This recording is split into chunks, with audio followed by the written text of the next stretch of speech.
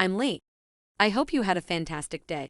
Before we begin, I'd like to congratulate you on exceeding your goals and making the decision to watch this video while everyone else is binge watching Netflix. Now, get ready for the video, which will be released today. What happened there? You see that person on the stage, and our community gets closer. You get people opening their heart. Love bonds. You can't not bond in love.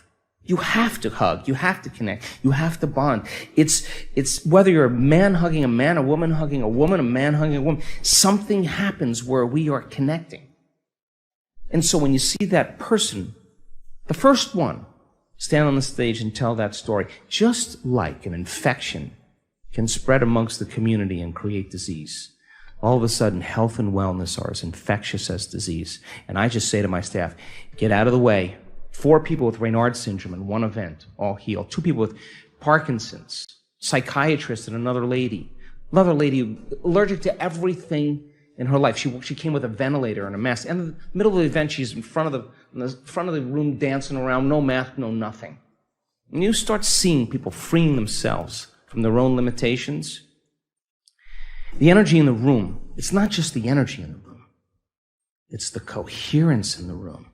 Because if your heart is coherent, and I'm sitting right next to you, and my field is coherent, and I'm interfering with your field, and those 2 fields come together, the union of those 2 fields, the interference is going to create a higher wave.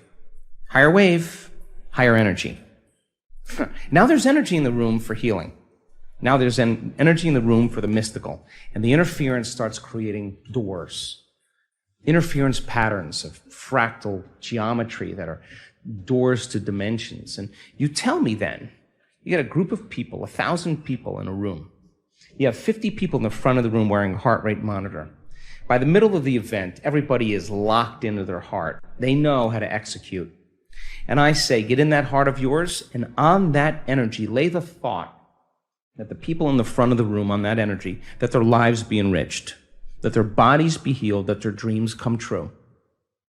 And you explain to me then how all those people in the front of the room, the majority of those people go into heart coherence at the exact same time, the exact same day, and the exact same meditation.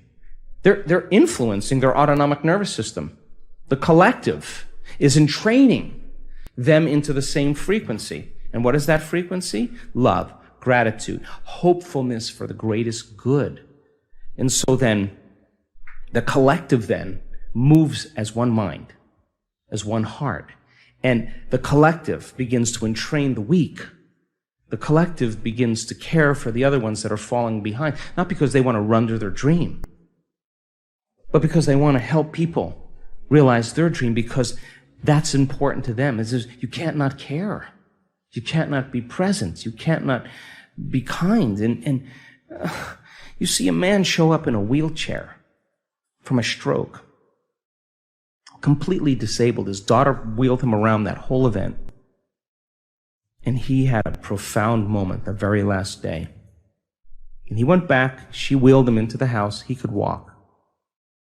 He got up in the morning, he showered for the first time in 10 years, got dressed, walked. His wife was having breakfast.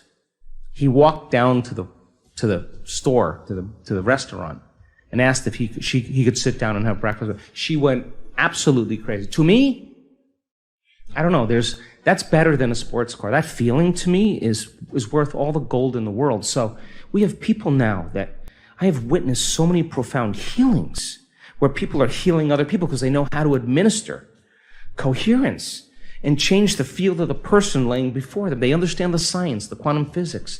They understand all what they're doing and why they're doing it. And then all of a sudden, they're healing all these people in our events.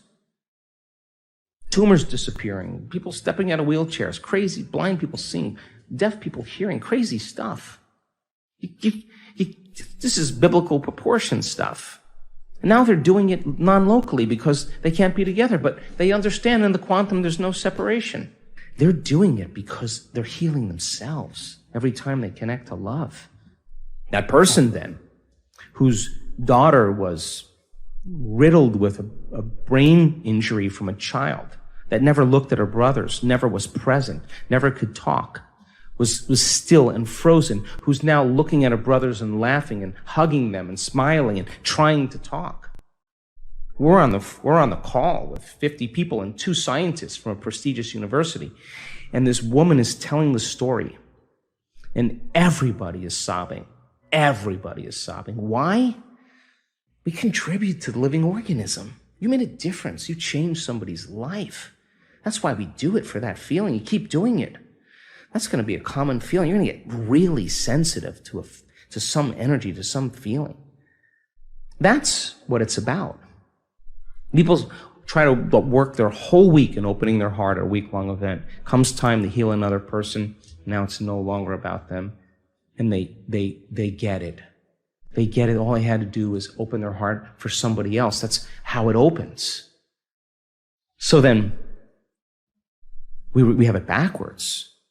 That when we start regulating and feeling wholeness and love, and we practice that on a daily basis, the master goes unnoticed, walking past somebody and healing them. They don't want to be recognized. They're not doing it for recognition. They left that a long time ago. They're doing it because they want to execute. They want to know the right time, the right moment, the right second to be able to do it. So I'm proud of our community, because our community is connected. I never want this work to be about me. If it's about me, it's the wrong thing. I want it to be about them. I want them to be empowered and inspired. I'm not going to tell them what to do. I would never do that. I would rob them of their free will. I want them to be able to execute with the tools to be able to create the life they want. And as you get closer and closer to source, to singularity, to wholeness, it's no longer about you, it's about us. It's about community. And that's when we begin to emerge as something greater. And you are what you practice. You practice being a victim, you're going to get really good at it. You're going to get really great at it. You practice being a master, a mystic. Keep practicing. Walk as it, talk as it, sit as it, surrender to it, become more of it and less of you. You're going to start having wacky things happen in your life. And you're not going to be able to explain that to your priest. You're not going to be able to explain that to the person who's a governor of your province. You're not going to be able to explain that to your doctor. Although, wow, what an amazing time. We have so many physicians that come to our work now. We have so many doctors, oncologists referring their people, their patients, because they understand that if they can't get beyond their emotions and their analytical mind, they are not going to heal. So, the idea that people can create a better life for themselves, to begin to change their body. In order for them to change their body, they got to get beyond their body. Because if their body's trying to change their body, it's just going to take a long time. It's just going to take time. And so when that person has that inner interaction with the divine, they get a biological upgrade. And that upgrade then is instantaneous. And that instantaneous change causes them to take a piece of the divine back here into three-dimensional reality. We take a piece of it with us. So imagine every day you started your day with a date with the divine. Now, I don't know about you. I mean, you have a beautiful wife, but I don't think you would want to miss a date with her too often. I don't. Yeah, you wouldn't. And so what is the difference between a date with the divine? If you're going to make a date, show up. And when you show up, don't complain and beg it for things and complain to it. And would you want to be around that? The divine would just be like, oh my God, meet it in love, meet it with passion, meet it when your mind matches its mind, when your will matches its will, when your love for life matches its love for life, it is getting really close to you. And when it occurs, all the things you thought you wanted, you no longer want, because you no longer feel like you need them any longer. So then the game changes once again. So what an amazing time in history. I mean, amazing time to wake up. We hope you enjoy our videos, which are more than just educational. They are also changing people's lives. So by sharing our videos, you are also helping to change lives.